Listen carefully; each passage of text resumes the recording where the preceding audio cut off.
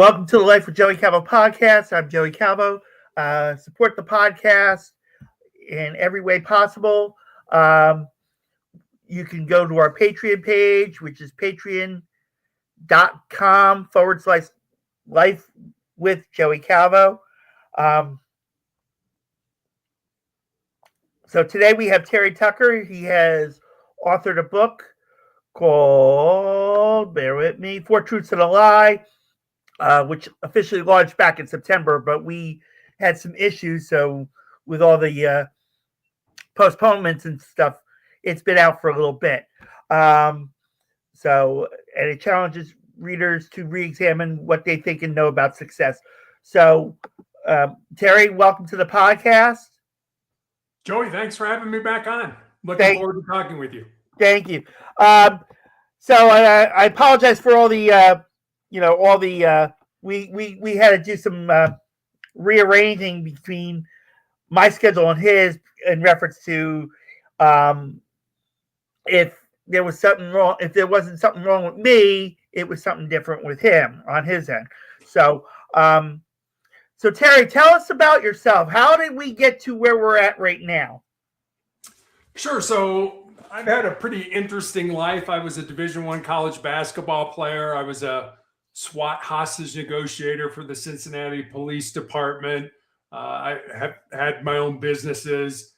But in 2012, I was diagnosed with a rare form of cancer, a rare form of melanoma that appeared on the bottom of my foot. Through my 14-year cancer journey now, I've had my foot amputated in 2018, my leg amputated above the knee during the COVID pandemic in 2020, and I still have tumors in my lungs, which I'm being treated for. So in 2012, I was pretty much given a death sentence. I was told I'd be dead in 2 years. So I had to figure out how to take a death sentence and turn it into a life sentence. And that's really what I've been doing for the last 14 years. If you would have told me when I was in high school and college that I would write a book or even 2 books, which I have written, this is my second book, I would have told you were crazy. There was no way I was going to write a book. But this book was kind of a sequel to my first book. My first book was about success. It was called Sustainable Excellence. Mm-hmm. This book is about another word that begins with S, and that word is significance. Mm-hmm. And success is what we do for ourselves. Significance is what we do for other people. And as soon as I published my first book, I knew there was going to be a second book because it was just something that was clawing at me and things like that. So I started writing this book back in November of 2023. And as you mentioned, it came out in September of 2025. And I'm extremely proud of it. Looking forward to talking about it. Mm-hmm. And hopefully people will go out and pick up a copy. Okay. Just bear with me one moment. In reference, you have to pardon me. I got a little caught up when he emailed me about the link to get on the podcast and realized there was questions that were sent and I didn't even know about it. So I'm like catching up really quick. So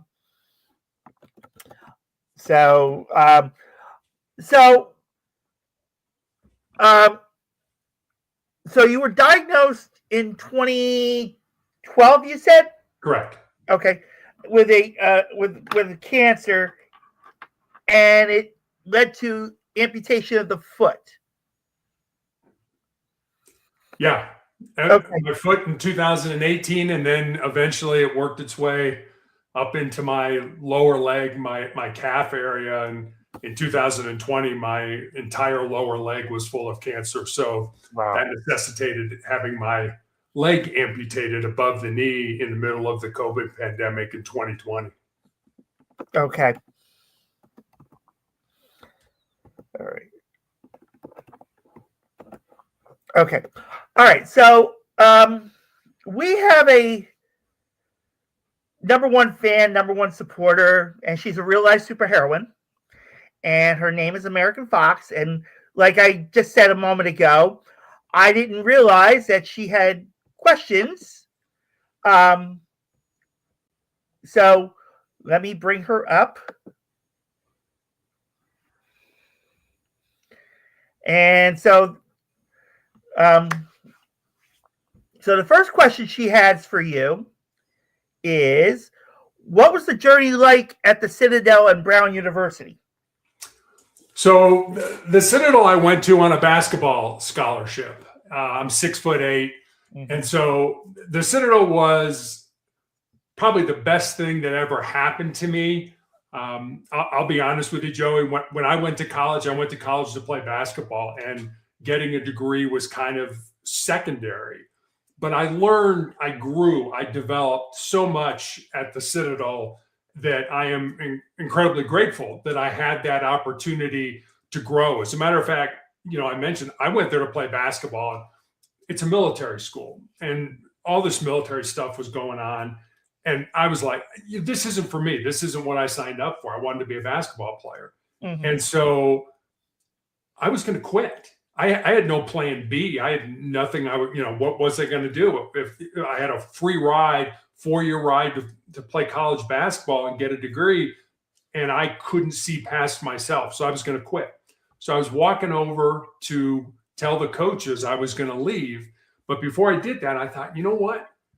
I'm going to check and see if I got any mail. And I went over to the Mark Clark Hall, and there was a letter in my mailbox, and it was a letter from my father. My father had never written me a letter in my entire life. And so I took the letter, I went over to the field house, I went up into the rafters, in kind of the nosebleed section, and I tore open the envelope, and my father had written me a 7-page handwritten letter. Wow. Basically saying, I love you. You've overcome knee surgeries in high school. You have a tremendous opportunity in front of you, but basically pull your head out of your butt because you are so in your head that you can't see this tremendous opportunity. And he laid it out for me. He said, you've called home 7 times and have never asked, how's your mom doing? How are your brothers doing? How's your grandmother's doing? How's your girlfriend doing? You are all focused on you. Get out of your way. And by the time I finished the letter, I was in tears. And I'm like, I can't quit. I can't do this. Right. If I hadn't received that letter, Joey, I don't know where I would be today. It was a wake-up call for me. So I dried my eyes, put the letter in my pocket, and 4 years later, walked across the stage to graduate. So that was a tremendous opportunity for me. And it wasn't Brown University, it was Boston University where I got my master's. Oh, I'm sorry. No, that's fine. That's fine. Oh my God. Yeah, she wrote down Boston. And I'm like, why did I put down Brown? That's okay. I don't know. Like I said, I'm catching up. Like I said, I was surprised I even saw these questions. I understand. I totally get it. Yeah. But so Boston University is where I got my master's degree, and I was a police officer at the time, and I wasn't going to make any more money by getting an advanced degree, but I wanted to learn. It was not the fact that I was getting a degree. It was the fact that I wanted to learn. And that was such a switch for me. Like I said, when I went to college to play basketball, and getting a degree was secondary. Right. When I got my master's degree, it was all about learning. It was all about getting information that I didn't have that would hopefully help me in my career in law enforcement. So I'm incredibly grateful for both of those schools and what they did and what they gave me as a student. Okay. Well, we'll get to that law enforcement question in a moment. Sorry. So, because I have a little extra into that question that American Fox has for you in reference to it. All right. So the second question she has for you is, we did that one. Sorry. What sports did you coach, and did you do it from playing yourself? I know you mentioned about basketball. Yeah. So I have 2 brothers. I have no sisters whatsoever. So my coaching, I coached girls high school basketball when we lived in Texas, and our daughter, fortunately or unfortunately, got my height, is 6'3". She played basketball at the United States Air Force Academy and is now an officer in the new branch of the military, the Space Force. So for me, coaching, and I coached, boys, kind of in rec league and things like that, but to actually get paid for it and be a high school coach, it was so different for me because girls play sports for a different reason. They're incredibly competitive, and I enjoyed the experience, but they play for the camaraderie. They play for the relationships that they develop on the team. And boys, I don't think play for those relationships. It's like, I want to play. And I'll give you a quick story about the difference. So we're playing a game, or there's a high school game going on, and I point to one of the players on the bench and I say, go in for so-and-so. And she shakes her head yes. And I go back to coaching. And out of the corner of my eye, I can see the scorers table, and there's nobody there. So I turn back to the bench, and I'm like, hey, get in for so-and-so. She shakes her head yes. Again, I go back to coaching, and I can see there's nobody at the scorers table. So the third time, I said, hey, get in the game. And Joey, now she's shaking me off like a major league pitcher, who doesn't like the sign that the catcher is. Oh, wow. She's like, no. And I'm like, what?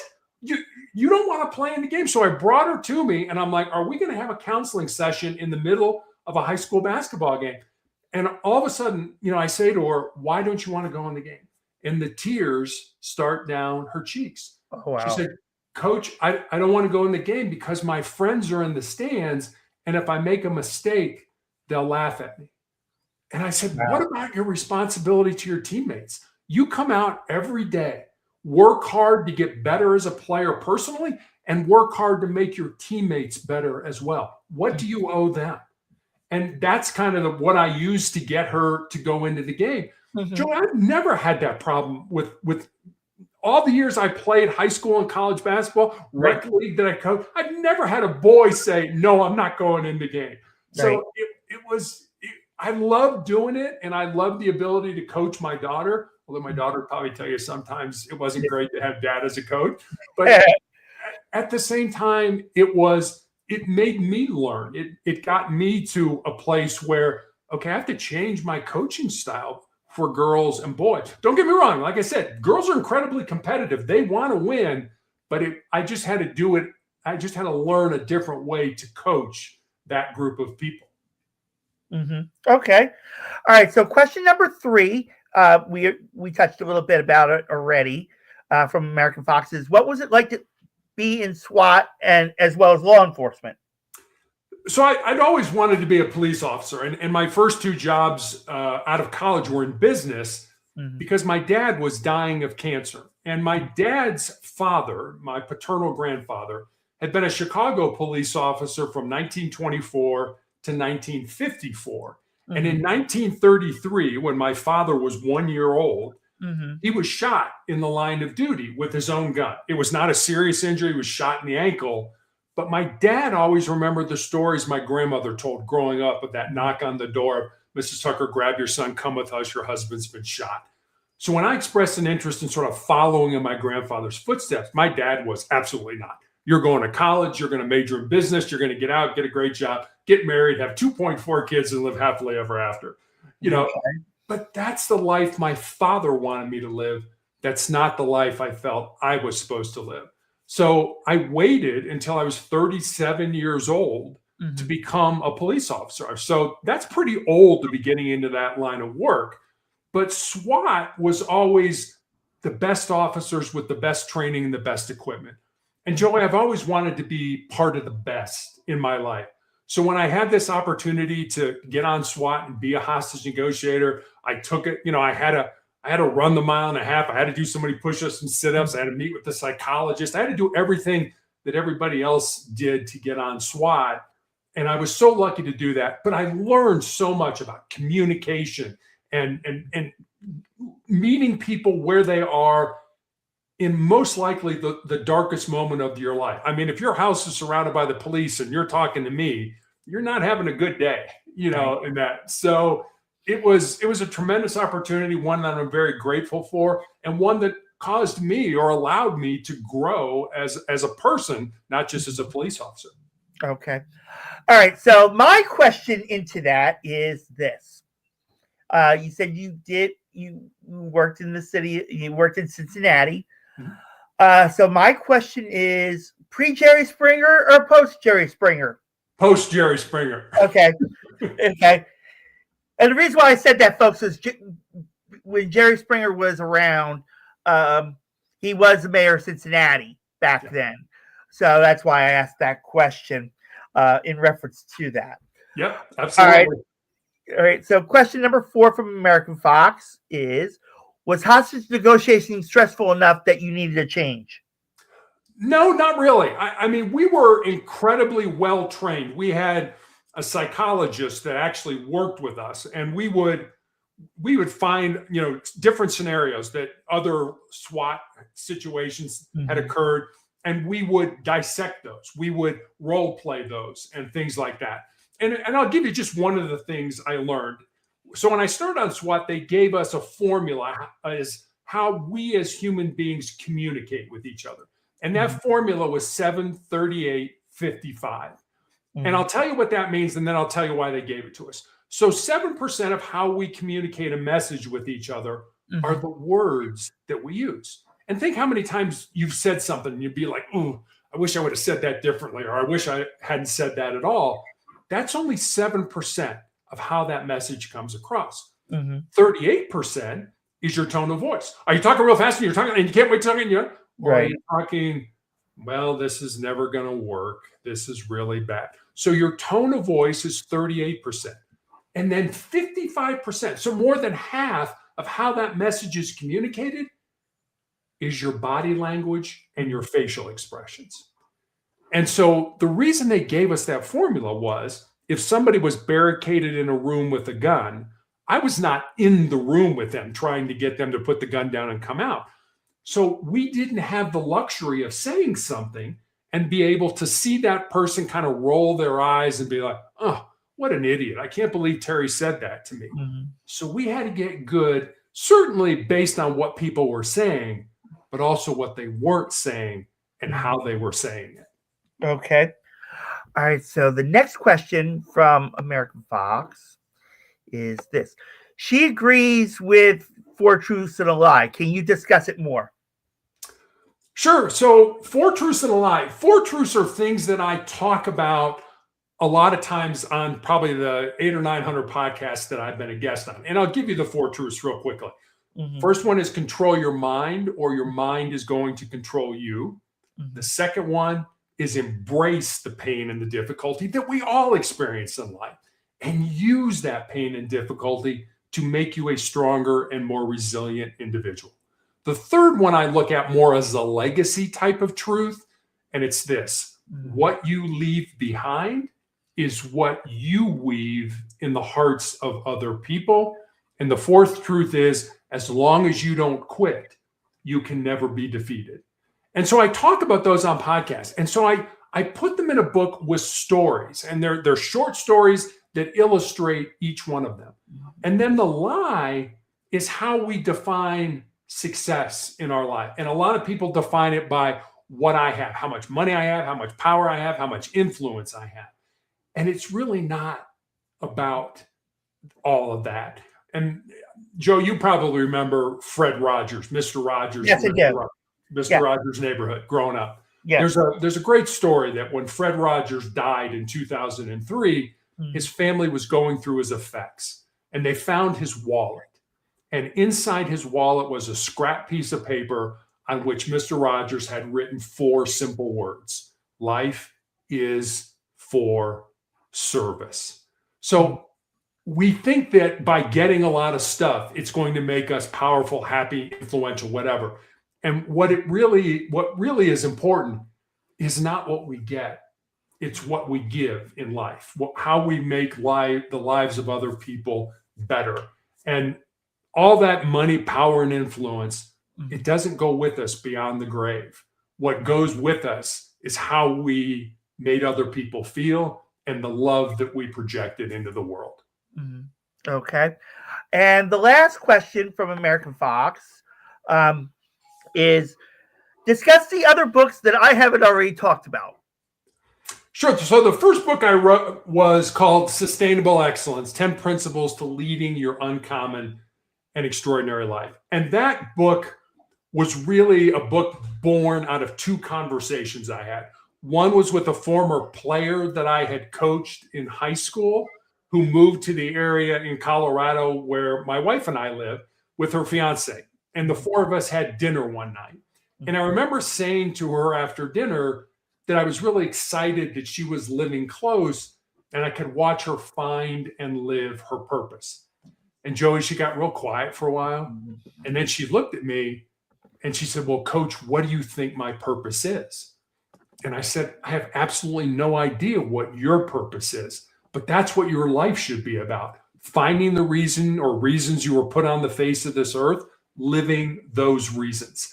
And it really kind of hit home with her that there's a reason I'm here. I just didn't willy-nilly show up on the face of this earth.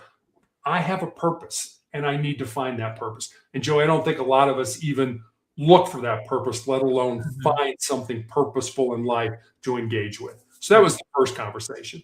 And then I had a young man in college reach out to me on social media and he said, what do you think are the most important things that I should learn, not to just be successful in my job or in business, but to be successful in life? And I didn't want to give him, get up early, work hard, help others. I didn't want to give him sort of the cliches that we all know. So I spent some time taking some notes and eventually came up with these 10 thoughts, these 10 ideas, these 10 principles. And so I sent them to him. And then I stepped back and I was like, I got a life story that fits underneath this principle, or I know somebody whose life emulates that principle. So literally during the 4 to 5 month period where I was healing after I had my leg amputated, I sat down at the computer every day and again, built stories underneath each of the principles. And that's how sustainable excellence came to be. Okay. All right. And so besides that book and Four Truths and a Lie, were there any other books that we should be aware about? No, those are the only 2 books that I've written. I co-authored a book. Oh shoot, and I can't remember. It was a cancer book. It was patients and caregivers who took time and each wrote a chapter in a book. And, oh, Joey, I'm sorry. The title just went right out of my head. It's okay. It's all right.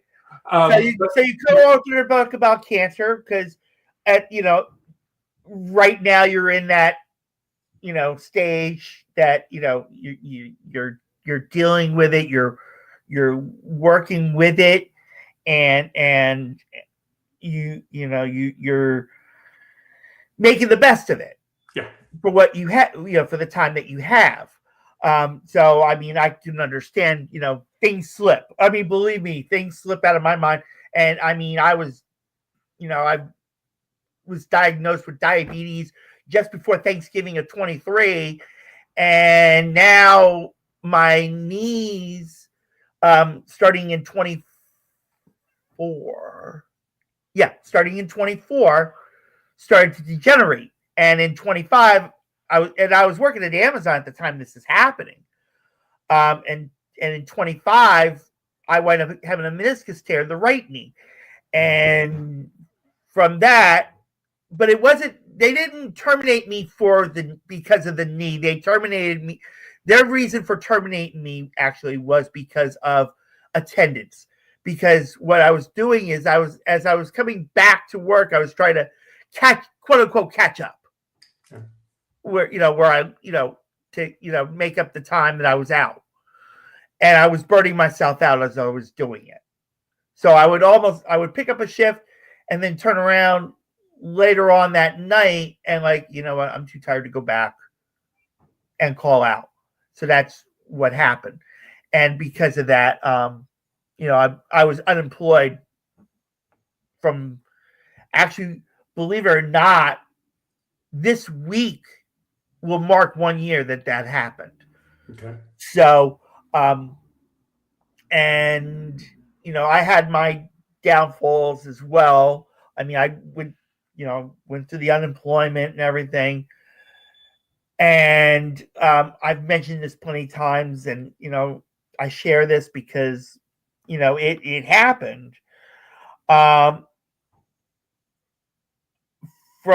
August until the beginning of this year, matter of fact, I didn't have anything to work with. And I was I was applying for jobs and stuff, trying to get back to work and, trying to get myself back together, quote unquote. And what happened was in December, I got to the point where I was fed up with me because nothing was happening. And I was feeling like nothing was going forward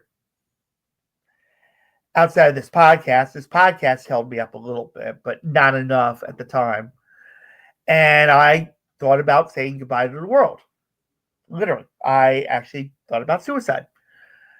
And so I confronted it like like you are with cancer. And so when I went, I was looking at the river and I was like, what's left? And then this guy that was walking along the pier where I was at, near the Delaware River and across from the USS Battleship New Jersey, because I live in Philly, of course. And so he slides on the edge of the barrier to look at the ocean, look at the river, and scared the crap right out of me. And I was like, okay. And then at the same time, I had, some voices in my head telling me, you're still needed. And I listened to them. I listened to it. And so I sat down and I was talking with God and saying, what am I going to do? And he made me realize that this podcast was my calling. So I've learned that. And then right after that happened, I left. I came home. Well, I stopped at the store. And then to find out that a classmate of mine had just passed away. And I almost made it worse because it would have been a double, in reference to it. And so it, made me realize I had I now have an angel looking over me.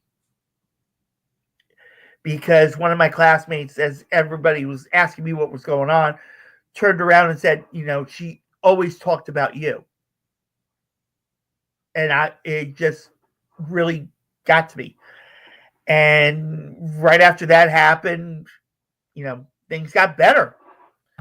And matter of fact, American Fox was part of that reason on how I got better too. So always a thank you to American Fox in reference to it. And you can follow her on X at American Fox 4 or on Instagram at American Fox 12018. So what's next for Terry? Yeah, what's next? That's a great question. I found out last month that my wife and I are going to be grandparents for the first time. Congratulations! Thank you. We're very excited about that. We were teasing our daughter. It's like, sure, you can drop. It's going to be a girl. You can drop her off on Monday and pick her up on Friday. Mom and I will take care of that for you and stuff like that. So she's like, yeah, I don't think that's the way it works. But she's like, yeah, right. Exactly. And so I mean, that's a huge. We're over the moon excited about that. Baby's due in May. And I'm going to try to do more speaking. Okay. I had a cancer procedure in the fall that I'm still having some side effects with, and so I'm trying to get those taken care of so that I can just go out and I dealt with suicidal people and stuff like that as a hostage negotiator, and I just think life. I've always said this, Joey. I've probably done more living in the 14 years I've been dying of cancer than I've done in my entire life. And I had a great life before I got sick. Yeah. And there's just, I think, when you sort of have an expiration date, there's more of an urgency to what does God, like you said, you have to talk with God. What do you want me to do? Where am I going? Set me in the right direction. And I think I've done that many times. Like, what do you want me to do? How do I serve people? How do I make a difference in people's lives? And right. Whether it's podcasting, whether it's getting out and speaking in person, whether it's writing another book. I don't know if I'll write another book. I might, but I don't have any, there's nothing clicking right now that's saying you need to write about this. So hopefully I'll just do more podcasts and talk to people in person and try to make their lives better. All right. Have you thought about doing a podcast yourself? I have, but I'm so, I have so much cancer treatment that it's kind of like when I wrote the book. I was in cancer treatment for an entire week every 3 weeks. So it was 2 weeks of writing the book and then literally an entire week off where I would, so it was start, stop, start, stop, start, stop.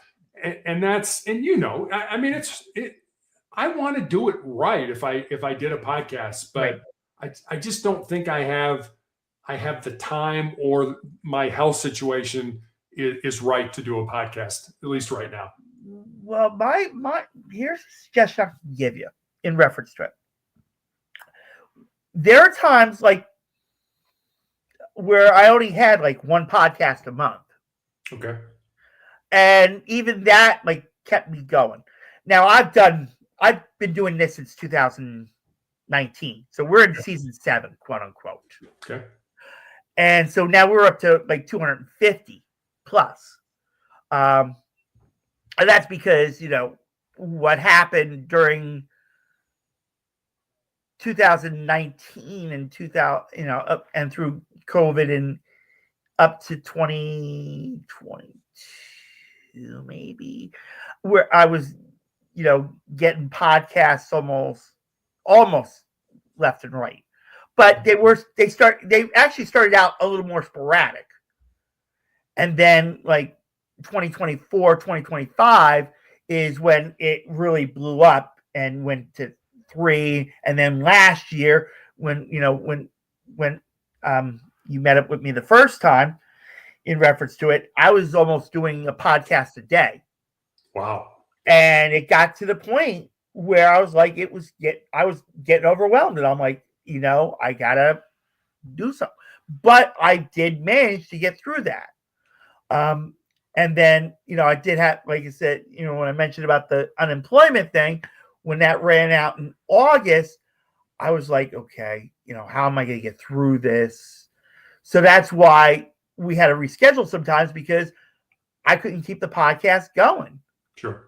I didn't realize back then I could have done it through my phone and still kept going. But I didn't realize that until December. And then, like you said, God got me, God blessed me with getting SSI and disability, which actually the disability doesn't start until July, but he blessed me with SSI to start at least. And things just picked up and started to get better. But right now, like if people watched yesterday's podcast, my knee was in chronic pain. I was like excruciating pain. And I went to the hospital last night, folks, just to give you an update. Went to the hospital and nothing's wrong with the knee, which is weird. They didn't find any meniscus tears or anything. It's just sore, probably. So they told me take Tylenol, gave me an ice pack, kicked me out, quote unquote. But right now, the Tylenol has been helping a little bit, but not enough. And I'm gonna probably attempt to put the ice pack on later on today. So where can people reach out to you, Terry? Sure. So I have a website and a blog that I do called Motivational Check. So the easiest way to get a hold of me is at motivationalcheck.com. Okay. All right. Just bear with me one moment. So go to motivationalcheck.com and you can reach out to Terry that way. And Terry, you're welcome to come back on at any time when something new comes up. Just reach out to me so that way we can schedule it without any problems. And I do thank you so much for being on the podcast and sharing your story with us. And congratulations again on being grandpa. I wish I was lucky enough to be a dad, but that didn't happen. But thank you so much for sharing your story and coming on the podcast. And everybody else, thank you so much for watching the Life with Joey Calvo podcast. God bless you all.